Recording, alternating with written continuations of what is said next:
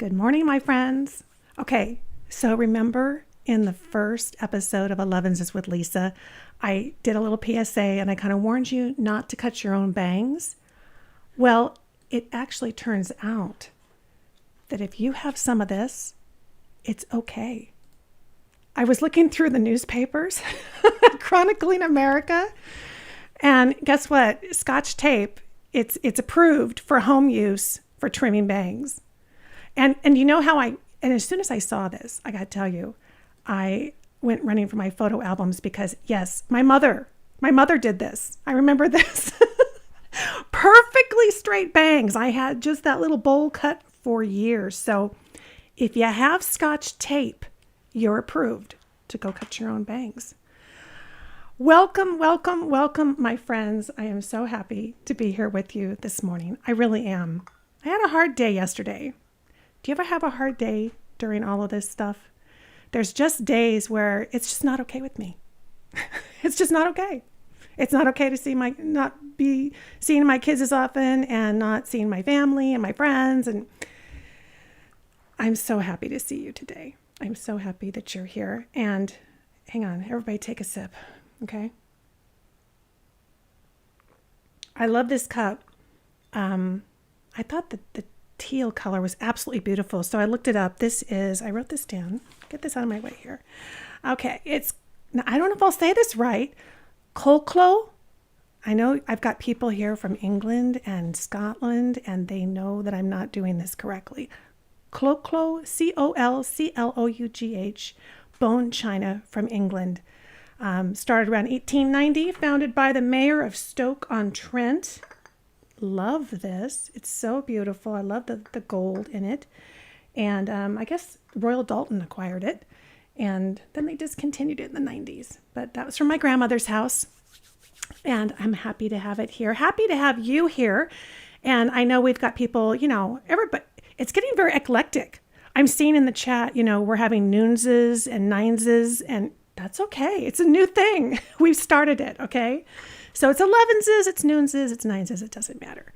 I have been really enjoying hearing from so many of you. And I got an email from Betty. I wanted to share this with you just because I love being inspired by what you guys are doing and the way you're making use of your time when you're spending a little more time at home these days.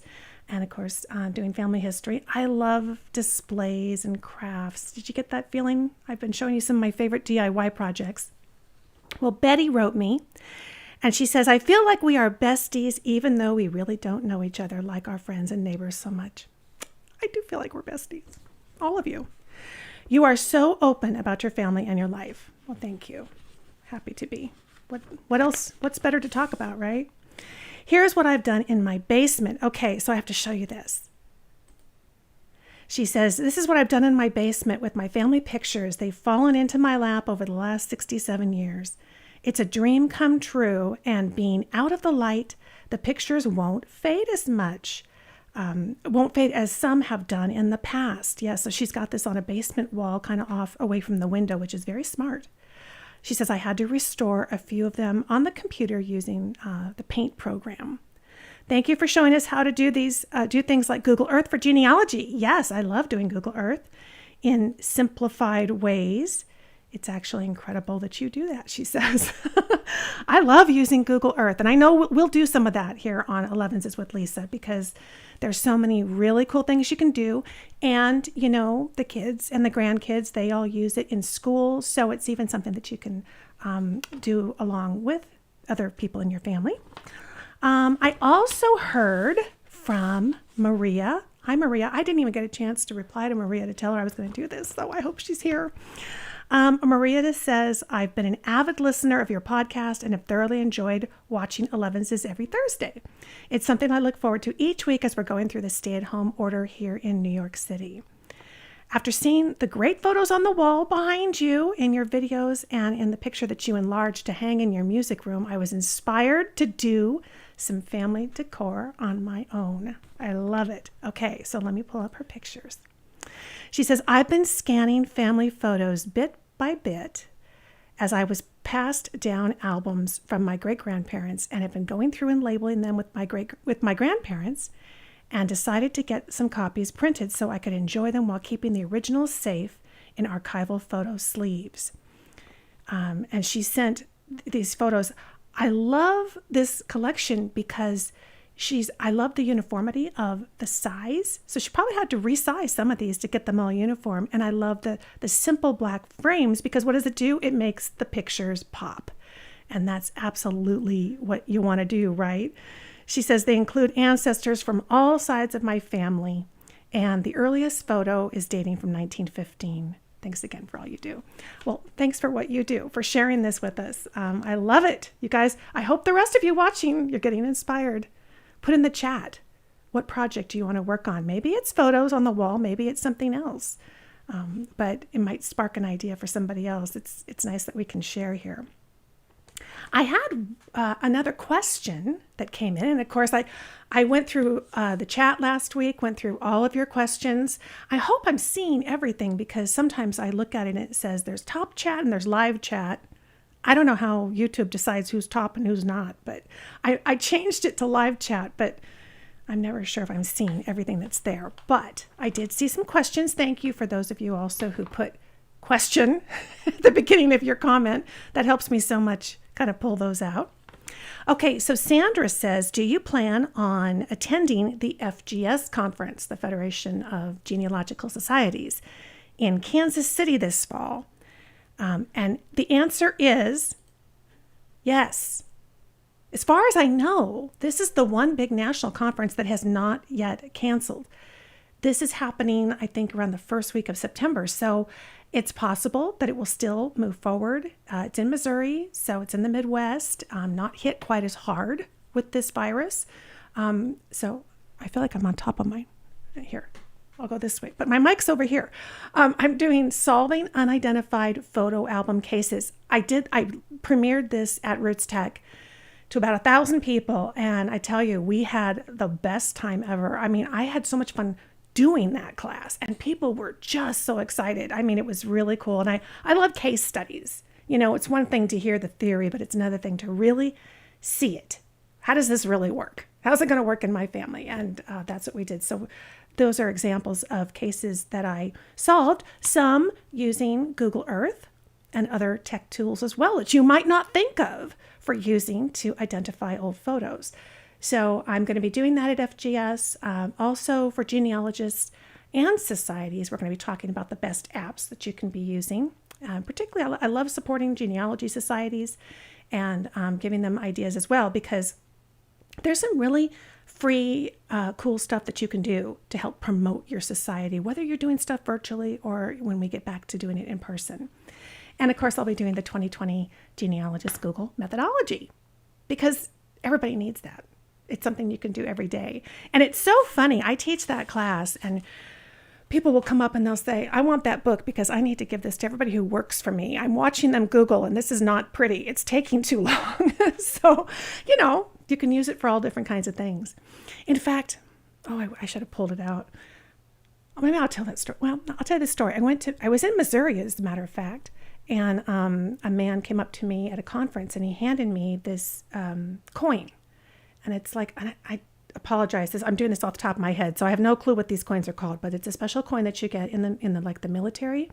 And he worked for a branch of the military that kind of worked out scenarios for aircraft and fighters and fighter pilots and things. And he said, we used the Genealogist Google Toolbox to create some of our scenarios. And I went, what? And he gave it to me. He says, you're an honorary member of our group. And he said, we were doing some things in Google Earth because they have flight simulators and they couldn't figure a few things out. And I said, I have a book. I went, oh my gosh, you're kidding. He said, yeah, so genealogy rocked again and served our country. So anyway, I'll have to get that coin out. I'd love to show it to you. I'm so proud of it. It was one of my proudest days at a conference. All right, let's see. I want to go over to chat. I love that I can put chat in the window here. We no longer have a stay-at-home order in Florida. Awesome. A lot of people are not back to work. I'm still working from home. And that's the thing is, we have the recommendations and then we have just smart common sense, and everybody makes a decision about, if they're going to go out or not and what risk category you fall into. I've made an appointment. I'm going to get my hair done in Dallas next week. And they have put every possible scenario in place to make sure that everybody's safe. And it'll be more hygienic than anything we did in the past, isn't it? Won't it? So hopefully everything will be okay. And hopefully we'll get a little more immunity circulating around. Okay, let's see here. Good morning from Glendale. Hi, yes. A challenge coin. Could have been a challenge coin. I'm not sure. I'll have to pull it out. I'm going to look it up. All right. Well, what are we doing today? Well, I am going to answer more of your questions. Okay. And we're going to head over to PowerPoint. There it is. And we're going to follow up on some of the stuff that we were talking about last week in terms of organization. And I wanted to leave lots of time to do that because you had questions. And that's good. You're really helping me kind of formulate also to be more clear about the plan that I'm conveying and how all this works. I'm going to switch over to PowerPoint. And last week we talked about the fact that in my method for doing organization for genealogy, I recommend the Genealogy Master Database. And the idea here is, and I'm not even sure if I totally articulated it, it's hard to cover everything in such a short period of time, but the idea here is that in the end, the only thing that you really have any control of is something that's on your own computer. So it's fantastic to use the websites and the tools and the things that are out there. And you can have stuff out there and you can synchronize with it. But have we learned anything in 2020? It's that the completely unexpected can happen, right? And it can be so far out of our control, we couldn't even fathom it or even imagine it before it happens. That's exactly making my case for why it's so important that you have your own database on your own computer. And I really see that as my master, workspace. It's the thing that dictates everything else, funnels out from there. So then I go out into my active genealogy research and I'm using things like Evernote and I'm doing web clipping and I'm downloading stuff and I'm putting my family tree on websites. I'm generating leads. All that activity is happening. But still, the final conclusions that I come to and the things that I find are going into my database because we are so scattered. Right? We are in so many different places. We have to make sure that we can have one final place to go, right? One place where we say, this was my final answer. That's a game show, right? This is my final answer, at least for now, right? We know we can find more evidence later and things might change, but we have to have one place where we know this is it, because sometimes we put things, as we talked about, I think last week, we can put things on our family trees, and those things might be to generate a lead or to test out a theory. It's not necessarily the final end all of what we think is true. Okay. And even if you don't do that, there's a lot of people who do. So we know we have to keep that in mind. And so when we're finding documents, our primary place is to get them onto our computer. So we're going to talk about organizing those today and labeling those today. If we have precious pieces of paper that just cannot be digitized and tossed, that's an original baptismal certificate or other item, then we're going to put that in our paper file, okay? And then the final thing is the whole kit and caboodle on our computer needs to be backed up with Backblaze. So that is just the overall methodology, okay? So let's get into questions about filing. So Kelly says, so if you start with a man's birth, now remember I said I file death to birth and back, going back in time, creating a timeline. If you start with a man's birth, does he not ever show up in his father's book? Okay, so your questions are helpful because it helps me realize which things we need to clarify. First of all, I file death to birth because we work backwards in genealogy. And as a reminder, it wouldn't be another father's book, it'd be his tab. Our goal is that there's a minimal amount of paper. Oh boy, you're just going to get so tired of me saying this.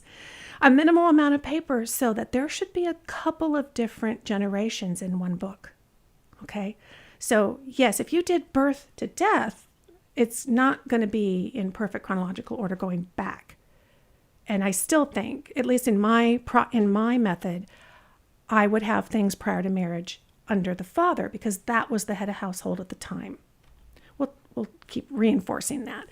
From Linda, I wonder why you start with death of each ancestor in your notebooks. Okay, so let's go to the basic question. Because remember we were saying we're trying to mirror what we're doing in genealogy, because if we do that, our brains don't have to think so hard. We don't have to work so hard to come up with, remember something totally different than how we do our research. So my thought was, I am going to line up this system as closely as I can to the way I'm already doing things.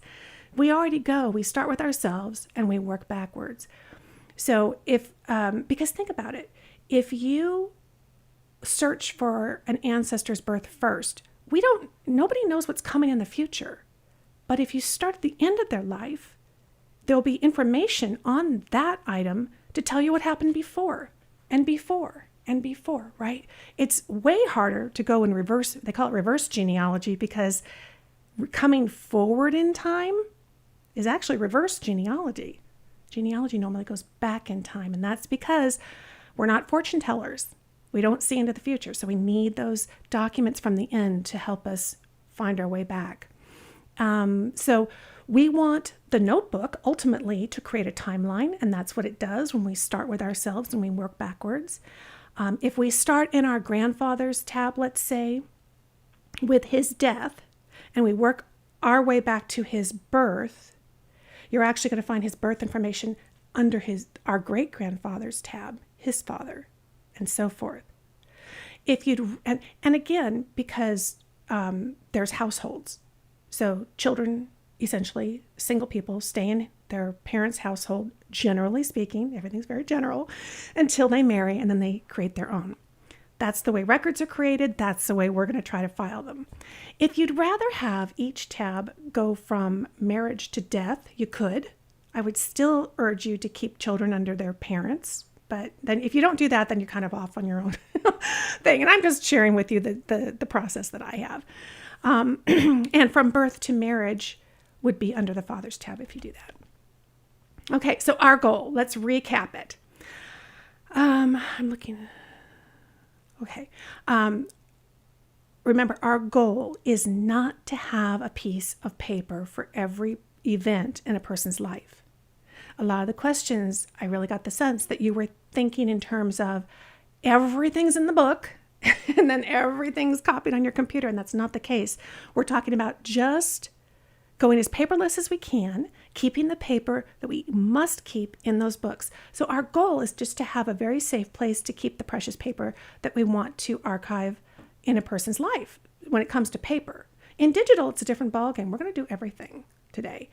Everything else is digital. Everything else is on our computer. It's backed up to the cloud, and then we're good to go. So it helps to remember that we are trying to mirror this genealogical process. So we search backward in time, not typically forward in time, and people are organized as they are organized in the census. We're already very used to seeing these family groups in the census. It makes perfect sense to think of them in those terms. And records are found by the moment in time when they were created. So if you think, well, this is a birth record, I know when this person was born, that's how we know which book to go to. We look for the surname, we look for the tab of the father, and then we look in the timeline of the documents. There's that original christening certificate or something. And again, everything will be on your computer. Not everything is in your paper binder. So that's important to remember. And I get this is a really big paradigm shift, okay? And we didn't really talk so much about paperless last week, but that's where we're headed. We're trying to get to far less paper.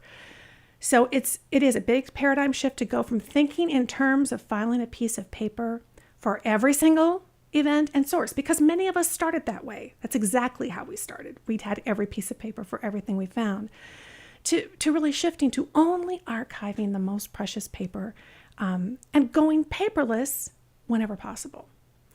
So that brings us to Joyce's question. She says, what are you really keeping paper copies of? Or do you just have digital copies? So I'm keeping the paper that's original documents like a baptismal certificate, something that's original, postcards I've gotten, old letters that are handwritten, the original letters. In one of my books, somebody asked me to pull out my book. Here, I'm going to show you. This is my Mansfield book. And even in this book, I have a doily. It was the one place to put it. I had a note with it that said who made it in the family. And I just thought, until I get a chance to frame that, I'm going to get that in my book in a sheet protector that's archival safe so that I know we're in good shape. So these are the few and far between precious items. Debbie commented to Kelly in the chat. I noticed she says, I leave a page in his father's binder indicating which binder to look in for his complete story.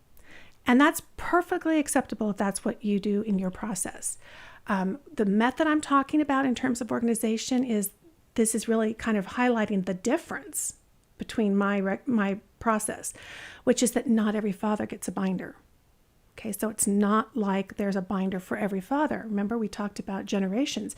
And how can you fit 2 or 3 head of households in one binder?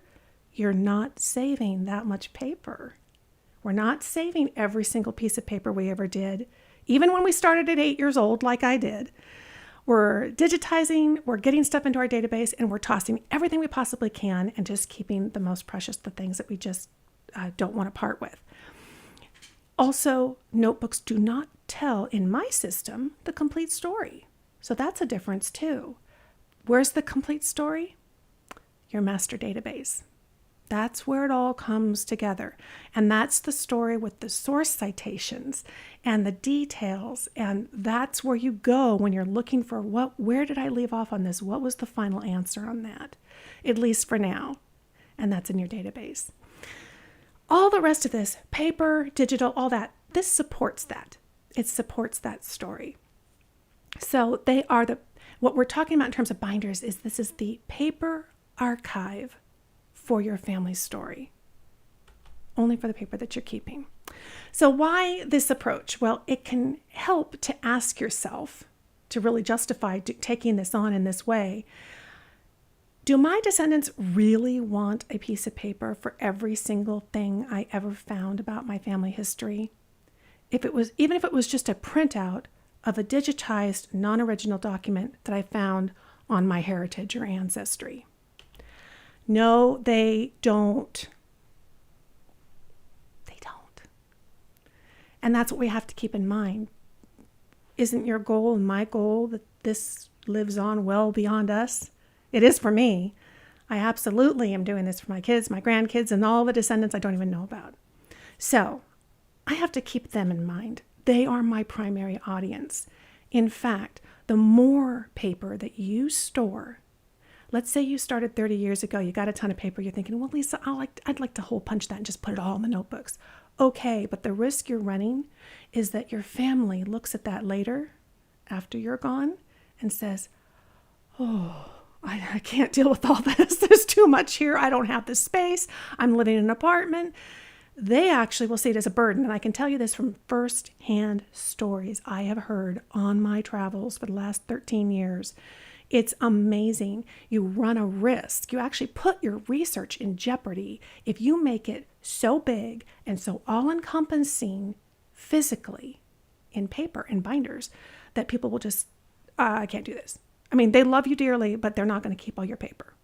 So we want to make our family history and our genealogy so attractive, so doable, so keepable that nobody will ever get rid of it. Okay? Future generations might see it as a burden. They might think they don't have enough room. Get this, 2 days ago, I looked at the credit card bill. Bill had to spend $129 to reorder printer ink for my printer. He got the big cartridges, which is great. They're supposed to be more economical, but I looked at them and went, when did printer ink become $129? My friends, this is why we really don't want to print everything we find. And I know many of us, sometimes tactile is important. And if it really, really, really is, that's okay. But I think in the end, you still need to toss a lot of it because it doesn't need to be there. You have it in digital form. And I hope even if you are a printer, that you're still keeping the digital item. You're not just attaching it to your family tree. So Bob asked, do you 3-hole punch items that really don't need a sheet protector, like a census or something easily retrieved or printed again? Occasionally, but only if it's going in the pending file. If it's a pending item. Remember, we talked about stuff that I've received or I've printed or somebody gave me a copy, but I haven't had a chance to process it yet. That's going to go in the pending section of my notebook. I rarely print anything out. Rarely. And some of that is it's a built habit. It feels super uncomfortable at first. And then you get used to, you've picked a tool, maybe you're using Evernote or something else, or Snagit or whatever, and you think, oh, this feels really awkward. I don't feel like I'm really absorbing this information. You have to give yourself some time, and you've got to be repetitive about it. You'd be amazed. You can make the transition, and everybody will thank you for it. So, yes, if I have a piece of paper, and I was thinking about, Bob, that I had stacks of paper on my desk from years ago, I just never processed. And yeah, I would 3-hole punch those, get them into the pending section of those binders and get them off my desk.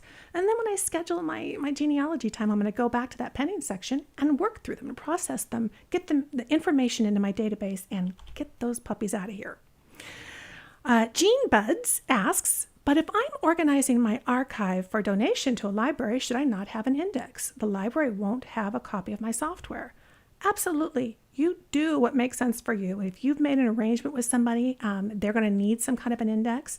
You can also see if they're able to accept a GEDCOM that goes along with which is a universal genealogy database file.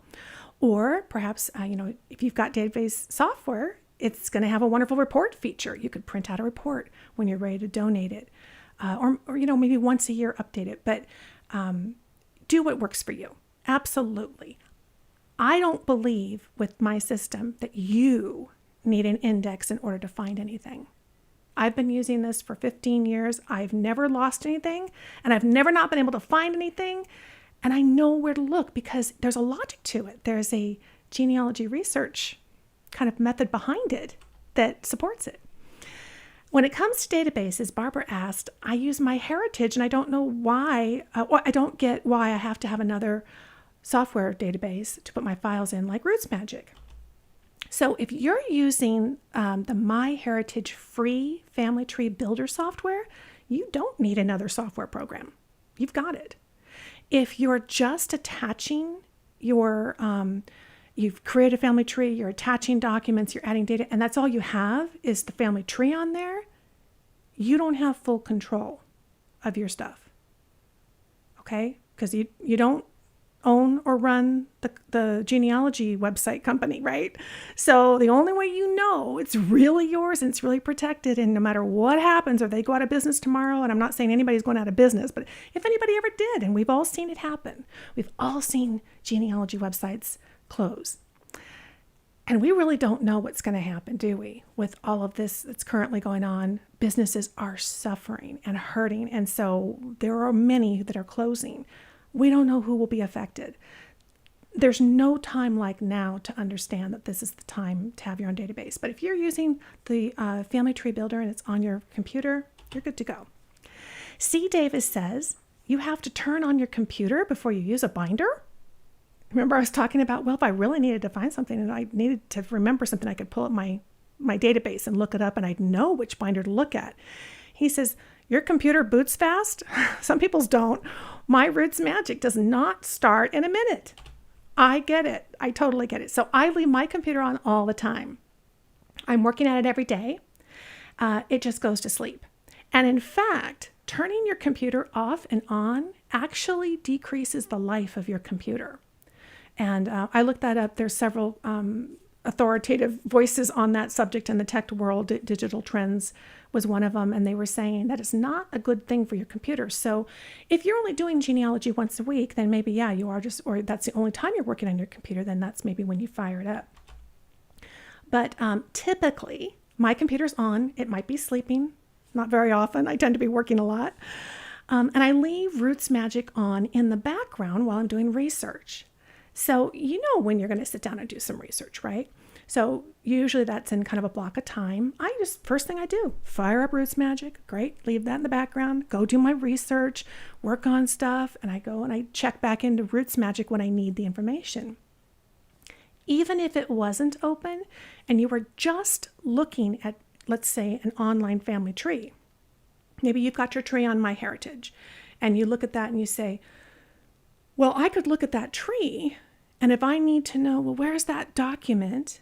I'm going to look and the tree is going to tell me the surname, right? So I know which binder to go to because I have the surname, and I know which person I'm talking about, who I'm trying to find the document for. So that family tree is going to show when they were born, probably, if I already have that information, or when they died, whatever I have on that person.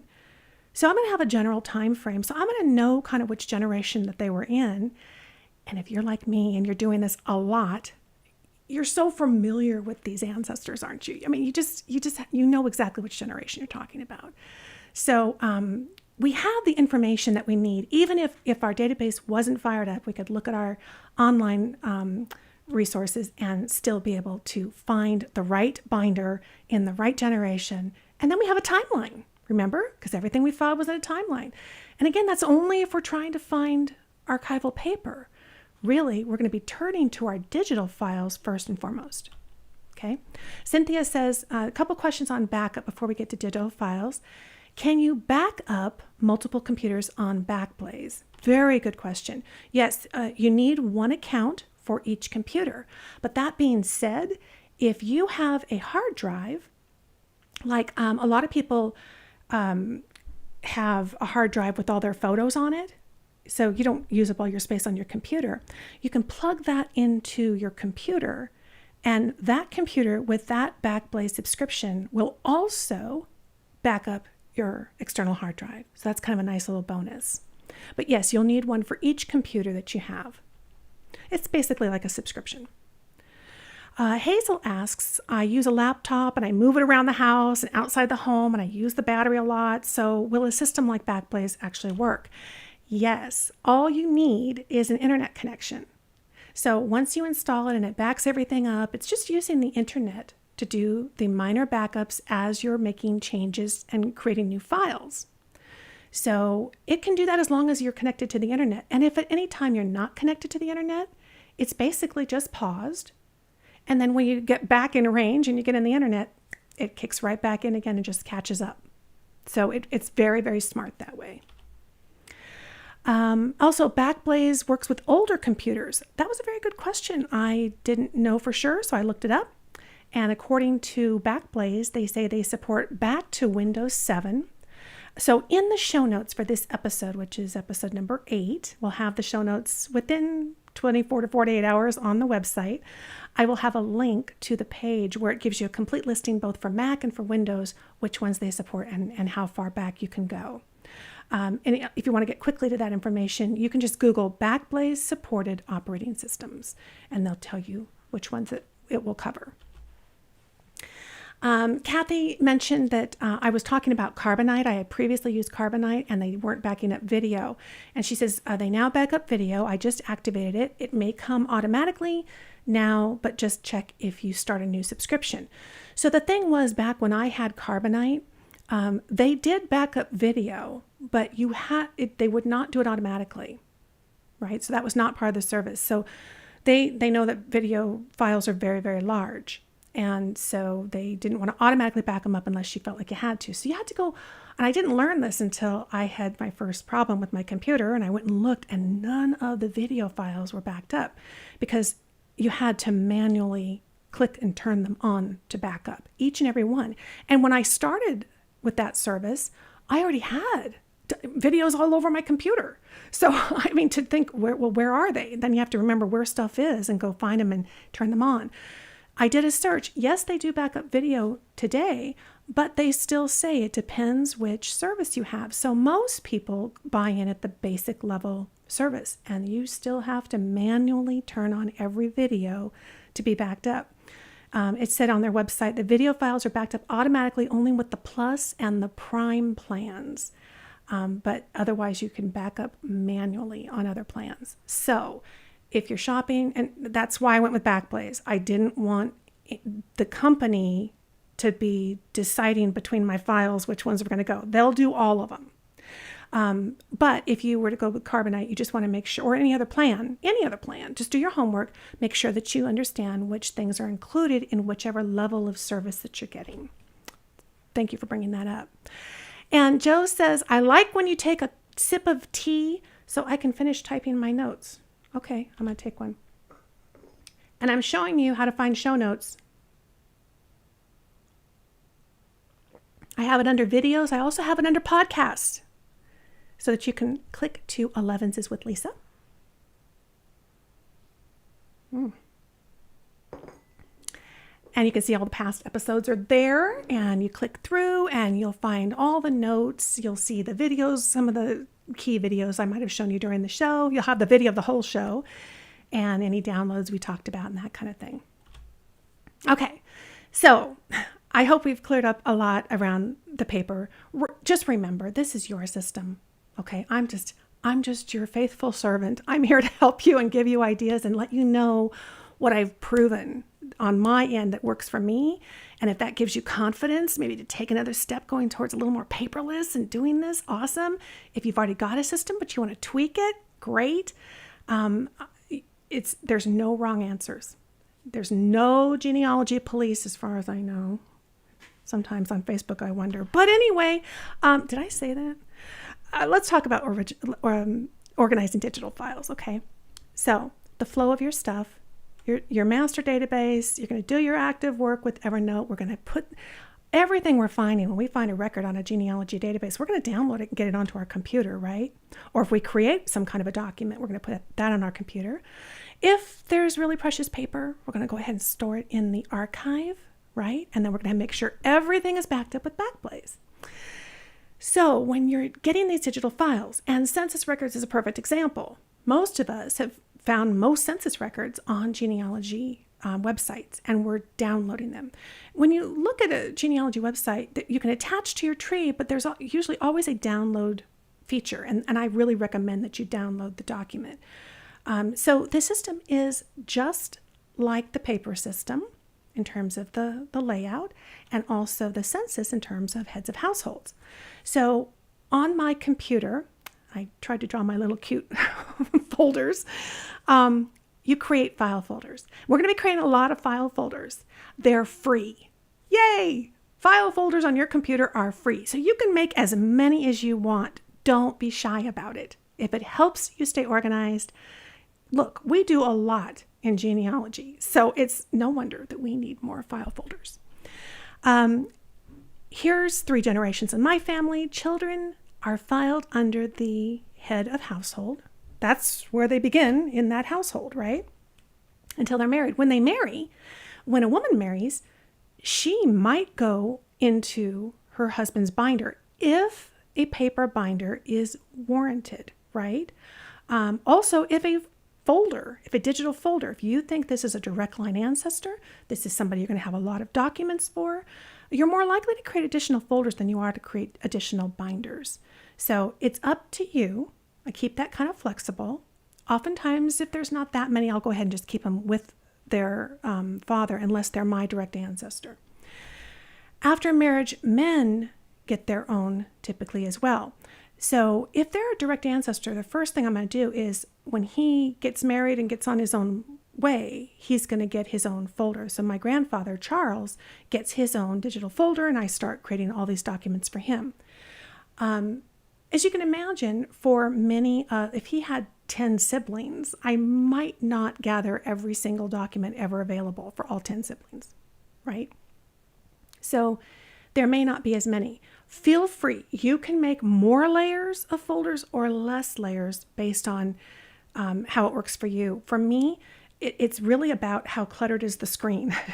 I don't mind having them mixed together when they're the siblings or the distant cousins, that kind of thing, under one household.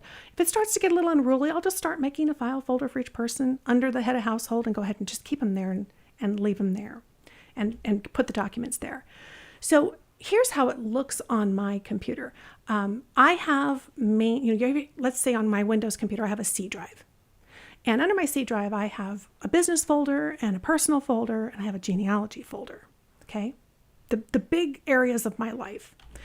And in genealogy, I'm going to have a layer of folders for the different kinds of items I'm going to be keeping when it comes to genealogy. So I might have a folder just for all the charts that I have, put together. Maybe one just for photos. Now, surnames is all my documentation. Okay, so I call it surnames. You can call it whatever works for you, but surnames kind of works for me because I always think of the surname binders. So it's kind of the same.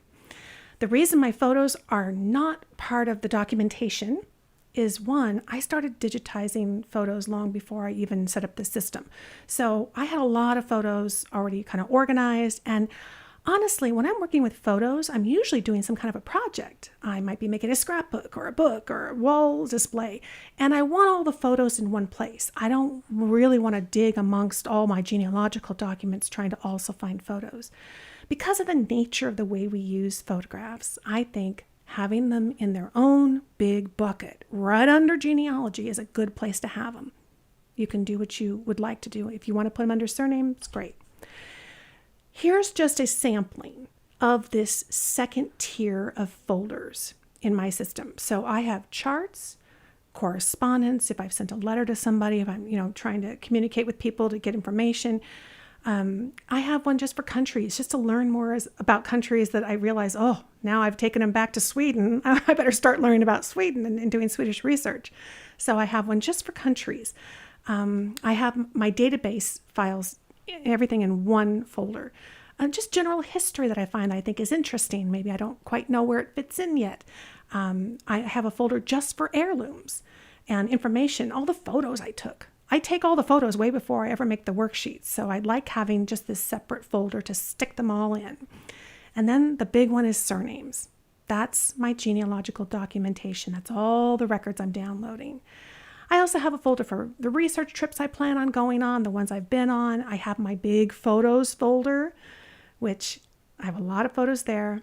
And I also have things like one just for templates, stuff I'm using on an ongoing basis. I don't want to, ruin the original. Maybe a folder for timelines. You probably have many other categories that you've thought of that would fit for you. So make whatever ones you need at this second tier right under genealogy. So in surnames, which is the one I'm in 90% of the time, I have my surnames. So I have a folder for Burkett and Hulse and Wolf. And here's the thing, if this is a new system for you and you want to kind of start fresh, you can make these as you work. Don't, again, feel like you have to sit down and convert everything in one swoop. That might be a really big job if you've been at this for a while. So perhaps you'd like to just create these and start this system as you are working. If I'm just going to be working right now on Burkett's, I might only set up the Burkett folder and just start my filing in there and get used to the system. And then I can go back in and I can get everything else kind of converted over. Under Burkett's, now we're looking at record types. Okay, so this is just two examples. There are many. So I have one folder just for all the birth records in the Burkett family, all the census records in the Burkett family. In fact, there are many different types of records. In my Evernote, I have a tag for every single one of these. Okay, so we're already thinking about the record types that we're working with. Birth, census, city directories, deaths, journals, whatever type of record that you have, you can have folders in there. Again, I create them as I'm working. And one of the interesting things that comes about by doing that is that when you open a surname and you realize you've only got 3 record folders, it's a flag. You got some more work to do. I think that, when I open my folders, I'm going, oh, wow, I guess I got off on something else and I haven't really gone back and filled that in. My digital system actually kind of prompts me a little bit to get out there and fill in some of the gaps. So here's an example, just general, simple filing that you can do. Surname folders. I have my list of surnames. Under the Hulse folder, I've got all the different kinds of records. I'm going to put each type of record, a birth record, in the birth folder. Okay. Now, as you get more and more documentation, you can make this more complex if you'd like. So we could go then into creating heads of household folders within each record type. Okay. And again, there's different, some people might say, well, I want the surname, then I want the heads of households, and then I really like seeing, do I have all the birth records for everybody? Do I have all the death? So some of it is the folders kind of support the way in which you work, and that kind of helps you to spur you on to where the gaps are that you need to work on. So this works really, really well for me. And like I say, I've always been able to immediately beeline my way to the document I need. So if I have multiple Henrys, I could put his birth year. That would help me differentiate between the Henrys. We also talked last week that you could use the unique identification number out of your database and add that number to his name to help you know which one you're talking about. Now, as I talked about, and of course, in just the hour that we have together, I can't go into complete and utter detail, but you're getting the idea here how I'm doing this. Photos are very unique. So I wanted to show you specifically the photo system because so many of us, we spend a lot of time scanning photos, getting them organized. And so you can see my hierarchy here is I have genealogy and then surnames and photos. And within photos, again, all the different surnames, Burkett. And within Burkett, I have heads of household. I definitely do that, particularly the generations closer to me because I have a lot more records for them. So let's see what this really looks like when you have a photo. So here's an adorable photo of my grandfather when he was a couple of years old. And I'm going to know exactly where to put this. It goes into genealogy. I go into my photos folder. I find the Burketts. He's a Burkett. His father is Charles Sr., and he's a child in this photograph. He's going to be filed under his father's folder, right? And there he goes. Now, if this was a folder after he married my grandmother, he would have his own folder, and it would go under his folder, okay, as head of household. So here's just a peek at my hard drive. So I have genealogy, photos. I broke it up into my family and Bill's family. Not everybody does their spouse or whatever, so I've got one for each. And then I have the surnames. So you can do that as well. Under surnames, under Cooke, I have 1 is William Raymond, that's my husband. 2, William Harry, that's his father. 3 is Raymond Cooke, his father. 4 is Harry Cooke. So you can see I've got the head of household generational folders.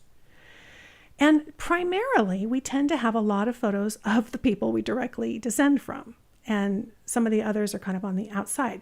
And you can see I've got some other folders in here.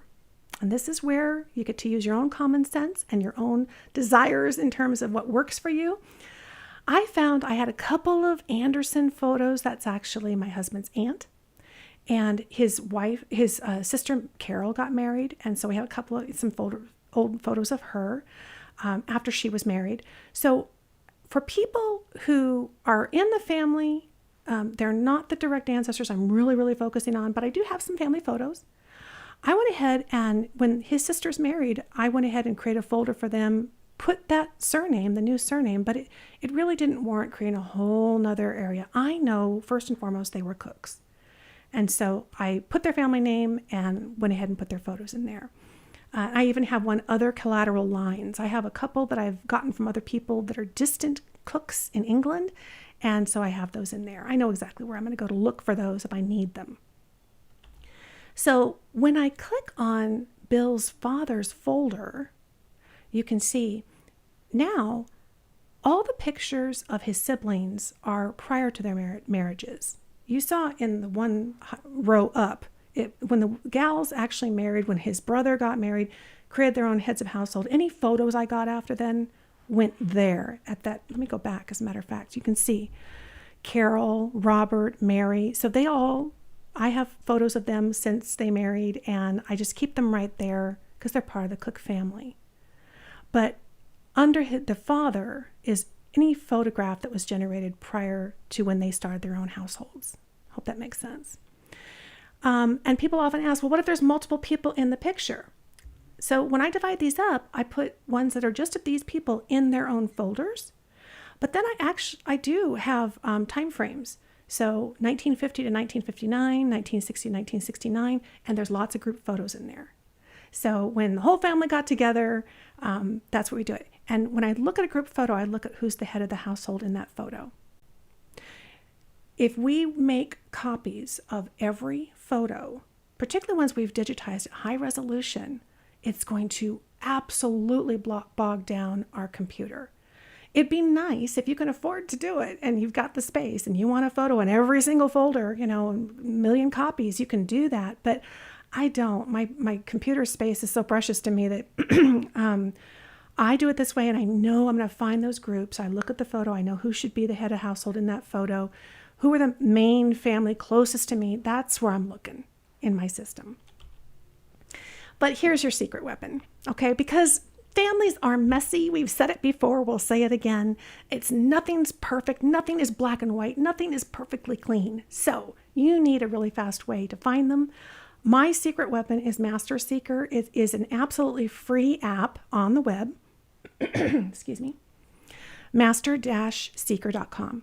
I've used this for several years. This is the coolest little tiny app. It's like less than a megabyte. I keep it open in the background. It's on my little, the bar on the bottom of your screen with all the apps that are open. Excuse me. Hold on. And you can put in any word, even a file type, and so fast. I can't tell you how fast this thing is. It will find those files. So naming your files is important because the way you name your files, boy, this thing is faster than anything in my computer can do to find files on my computer. I will have this in the show notes for you as well. This is my secret weapon. It's so good. So good. Okay, heirlooms, just to mention, under genealogy, I do keep them in a separate folder. I don't, again, like photos. When I'm working with heirlooms, I'm kind of doing the whole kit and caboodle. And I don't want them spread all over with all the genealogy documents. They're in one folder at the photos and surnames level. And then I have folders. And while all the pages go together in one cohesive unit, I did take a lot of photographs. I have other notations and things. So I had enough that it warranted a couple of family surname folders.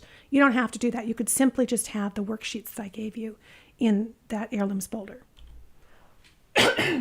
Excuse me, guys. Okay, how do I name my files? Really simple method that works really great if you're consistent about it is put the year first, which forces chronological order in your files, because your computer is going to put everything in the number order, right? So if you put the year first, and then the first name of the person, which is going to be filed in a surname folder. So we already know the surname. It's going to be the first name. And I think location is key. It's really critical to understanding context. So we're going to have a location in there as well. So here's an example. 1920 _ Robert. And I put M because I do have more than one Robert in this family. And Springfield, Ohio. Okay. A lot of good information there. It's not too long. It's kind of long, but it's not too long. I mean, I know some of us have had really long file names, but it's consistent. It's always consistent, and Robert is going to go into the Cooke folder. I know it's Robert M. Cooke, and it was 1920 and the place. That gives me enough information to find the right person in my database, right? It works really well. So here, you could put it into the surname folder. Date, name, place. Donna asked me, if you're going to archive a digital file, would it be as effective to save it in your master software versus separate digital archive on your computer? And is there any benefit to having duplicate files? I personally do not attach mine to my database. I feel so confident with my filing system on my computer. I know exactly where those things are. They're documented in my database, but I'm not attaching them. It's not necessarily a good idea to only rely on links to things on websites because websites take stuff down, pages move, documents move, links get broken, and we don't have any control over them, right? So I really think that you need to be self-reliant when it comes to this and have a good digital filing system. If I see a marriage in my database, which is sourced, okay, and I want to find information on that on my computer, I know exactly where to go on my computer. I'm going to go to the surname. I'm going to go to the head of household. I'm going to look for marriage records. There it is, always. I would not simply link to an online source document. I always download them to my computer, and that's because those documents can move. And also be aware, if you may not have a subscription to that site forever, and it will change your access to those records if not. Next week, we're going to talk about organizing web information you are getting while you're online. You can hear Howie, my dog, tap dancing in the background on our wood floors. That's going to be a lot of fun. All right, let's head back here. My goodness, we had so much to do today. And you guys have been busy as ever in chat. I can't wait to read it all. Oh, I'm going to have to turn off. I hear that lovely music in the background. There it goes. Before I leave you, I wanted to recognize that, of course, we just had Mother's Day. And I was thinking about, how we can convey to people in our family how much family history means to us, what the significance of it is. And sometimes short little shareable videos on social media is a wonderful way to do that. They don't want to look at census records, but they wouldn't mind seeing 1 minute of communicating just one idea about why family history matters so much to us. And so I just wanted to share with you a little video that I put together for Mother's Day, honoring one of the best moms I know, and that's my daughter.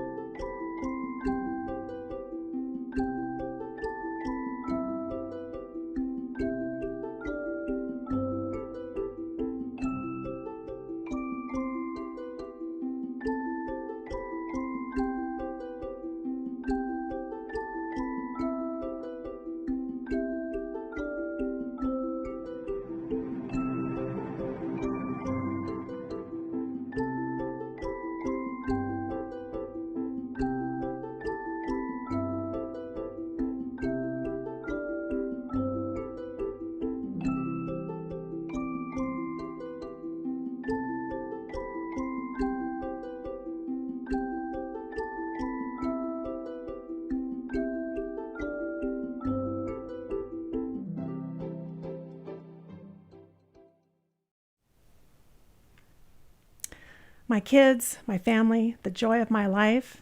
You've been the joy of my week. Thank you so much for listening and viewing, my friends. I hope you'll click the subscribe button here on the channel. Give it a thumbs up if you liked it. Leave a comment. I'd love to hear from you. And until next time, have a wonderful week. Take care. Bye.